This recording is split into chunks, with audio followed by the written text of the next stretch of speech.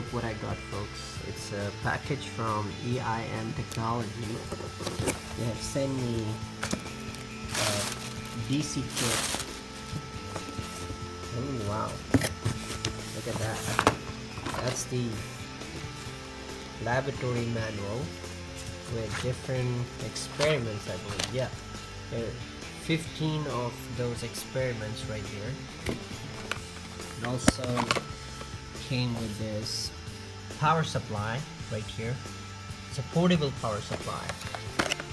Yeah, and then here it's a bag right here. Let's see what's in there.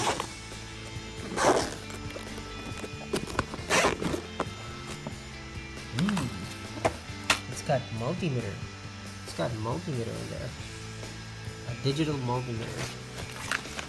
A breadboard and two components in there: resistors, capacitor, light bulbs, inductors. Wow, it's great, awesome. Yeah, we'll do a review on it very soon. Bye.